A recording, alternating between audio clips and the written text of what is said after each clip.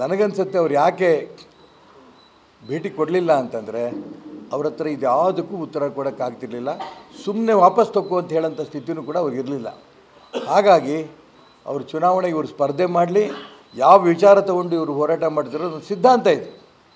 ಈ ಸಿದ್ಧಾಂತಕ್ಕೆ ಹೋರಾಟ ಮಾಡ್ತಿರೋಂಥ ಸಂದರ್ಭದಲ್ಲಿ ನಾನು ಯಾವ ಕಾರಣಕ್ಕೂ ಕೂಡ ಅವರು ವಾಪಸ್ ತೊಗೊಂಡು ಸೂಕ್ತ ಅಲ್ಲ ಅನ್ನೋಂಥ ಒಂದು ಉದ್ದೇಶದಿಂದ ಅವರು ನನಗೆ ಭೇಟಿ ಕೊಡಲಿಲ್ಲ. ನಾನು ಅದಕ್ಕೋಸ್ಕರ ಅವರಿಗೆ ಅಭಿನಂದನೆ ಸಲ್ಲಿಸ್ತೇನೆ. ಅವರ ಅಪೇಕ್ಷೆ ತಕ್ಕಂತೆ ಚುನಾವಣೆ ಸ್ಪರ್ಧೆ ಮಾಡ್ತೇನೆ. ಇಡೀ ಕರ್ನಾಟಕ ರಾಜ್ಯದ ಕಾರ್ಯಕರ್ತರ ಧ್ವನಿಯಾಗಿ, ಹಿಂದುತ್ವದ ಧ್ವನಿಯಾಗಿ, ಅನ್ಯಾಯದ ವಿರುದ್ಧ ಈ ಚುನಾವಣೆ ಸ್ಪರ್ಧೆ ಮಾಡಿ ಈ ಚುನಾವಣೆಯಲ್ಲಿ ಗೆಲ್ತೇನೆ. ಮತ್ತು ನರೇಂದ್ರ ಮೋದಿಯವ್ರ ಹತ್ರ ಹೋಗಿ ಅವ್ರು ಪ್ರಧಾನಮಂತ್ರಿ ಆದ ಕೈ ಎತ್ತೀನಿ ಅಂತ ಅಂಶವನ್ನು ಈ ಸಂದರ್ಭದಲ್ಲಿ ಇಡೀ ರಾಜ್ಯದ ಜನರಿಗೆ ಹೇಳೋಕ್ಕೆ ಇಷ್ಟಪಡ್ತಾರೆ.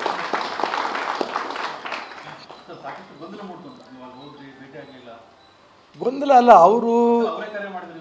ಅವರೇ ಕರೆ ಮಾಡಿದ್ರು ನಿಜ, ನಾನು ಇಲ್ಲ ಅಂದಿಲ್ಲ. ಅವ್ರು ಕರೆ ಮಾಡಿದ ನಂತರ ಏನು ಅವ್ರು ನನ್ನ ಹತ್ರ ಪ್ರಸ್ತಾಪ ಮಾಡಬಹುದು, ಊಹೆ ಮಾಡಿದ್ರು.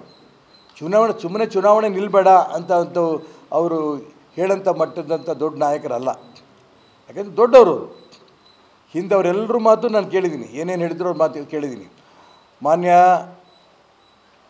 ಅಮಿತ್ ಶಾ ಅವರು ಸಂಗೊಳ್ಳಿ ರಾಯಣ್ಣ ಬ್ರಿಗೇಡನ್ನು ಕೂಡಲ ಸಂಗಮದಲ್ಲಿ ಲಕ್ಷಾಂತರ ಜನ ಹಿಂದುಳಿದವರು, ದಲಿತರು, ಎಲ್ಲ ವರ್ಗದವರು ಸೇರಿದಂಥ ಸಂದರ್ಭದಲ್ಲಿ ಮಾನ್ಯ ಯಡಿಯೂರಪ್ಪನವರು ಹೋಗಿ ಕಂಪ್ಲೇಂಟ್ ಮಾಡಿದರು. ಆ ಸಂದರ್ಭದಲ್ಲೂ ಕೂಡ ಅಮಿತ್ ಶಾ ಹತ್ರ ಇದನ್ನು ನಿಲ್ಲಿಸಬೇಕು ಅಂತ. ಆಶ್ಚರ್ಯಪಟ್ಟರು ಅಮಿತ್ ಶಾ, ಯಾಕೆ ನಿಲ್ಲಿಸಬೇಕು ಅಂತ. ನಿಲ್ಲಿಸ್ಬೇಕಷ್ಟೇ. ಈ ಮಾತನ್ನು ಅಮಿತ್ ಶಾ ಇವರು ಯಡಿಯೂರಪ್ಪನವ್ರು ಹೇಳಿದಾಗ छोड़ದ ಯಾರಂದಿದ್ರು ನನಗೆ. ಹಾಗಾಗಿ ಅಮಿತ್ ಶಾ ಅವ್ರ ಮಾತು ಆಗಲೇ ನಾನು ಸಂಗೊಳ್ಳಿ ರಾಯಣ್ಣ ಬ್ರಿಗೇಡ್ ಕೂಡ ನಿಲ್ಲಿಸಿದೆ. ಎರಡನೇ ಬಾರಿ ಯಡಿಯೂರಪ್ಪನವರು KJP ಕಟ್ಟಿದಾಗ ನಾನು ಎನರ್ಜಿ ಮಿನಿಸ್ಟರ್ ಆಗಿದ್ದೆ.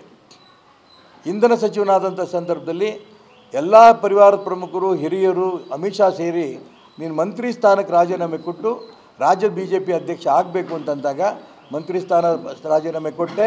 ಅವ್ರ ಸೂಚನೆ ಮೇರೆಗೆ ನಾನು ರಾಜ್ಯ BJP ಅಧ್ಯಕ್ಷನೂ ಕೂಡ ಆಗಿದ್ದೆ. ಮೊನ್ನೆ ನಡೆದಂಥ ವಿಧಾನಸಭಾ ಚುನಾವಣಾ ಸಂದರ್ಭದಲ್ಲೂ ಕೂಡ ನೀನು ಚುನಾವಣಾ ರಾಜಕೀಯದಿಂದ ನಿವೃತ್ತಿ ಆಗಬೇಕು ಅಂತ ಅವ್ರು ಹೇಳಿದಾಗ ಒಂದು ನಿಮಿಷವೂ ಯೋಚನೆ ಮಾಡದೆ ಪತ್ರ ಕಳಿಸಿದ್ದೆ. ಅವ್ರ ಸೂಚನೆಯನ್ನು ನಾನು ಪರಿಪಾಲನೆ ಮಾಡಿದ್ದೆ. ಈ ಬಾರಿ ನಾನು ಅವರಿಗೆ ಕೇಳಿದೆ, ಅವ್ರು ಫೋನ್ ಮಾಡಿದಾಗ ನಾನು ದೆಹಲಿಗೆ ಬರ್ತೇನೆ, ದೆಹಲಿ ಯಾವ ಉದ್ದೇಶಕ್ಕೆ ನಾನು ಚುನಾವಣೆ ಸ್ಪರ್ಧೆ ಮಾಡ್ತಿದ್ದೀನಿ ಅಂತ ನಿಮ್ಗೆ ಹೇಳಿದ್ದೀನಿ. ಹಾಗಾಗಿ ಎಲ್ಲ ಅಂಶಗಳನ್ನು ಚರ್ಚೆ ಮಾಡಬೇಕಾಗತ್ತೆ. ಜೊತೆಗೆ ನೀವು ಚುನಾವಣೆ ನಿಲ್ಲಬೇಡಿ ಅಂತ ದಯವಿಟ್ಟು ಹಿರಿಯರಿದ್ರಿ ಸೂಚನೆ ಕೊಡಬೇಡಿ. ಅಲ್ಲಪ್ಪ, ಸೂಚನೆ ಎಲ್ಲ ನಾನು ನಿನ್ನ ಪ್ರಾರ್ಥನೆ ಮಾಡ್ತೀನಿ ಅಂತ. ಭಾಳ ದೊಡ್ಡವರು ನೀವು ಪ್ರಾರ್ಥನೆ ಮಾಡೋದಲ್ಲ, ಆದರೆ ನೀವು ಈ ಅಂಶವನ್ನು ಬಿಟ್ಟು ನೀವು ಮಾತಾಡೋ ಸೂಕ್ತ ಅನ್ನೋಂಥ ಅಂಶವನ್ನು ಕೂಡ ಅವ್ರ ಗಮನಕ್ಕೆ ತಂದಿದ್ದೆ.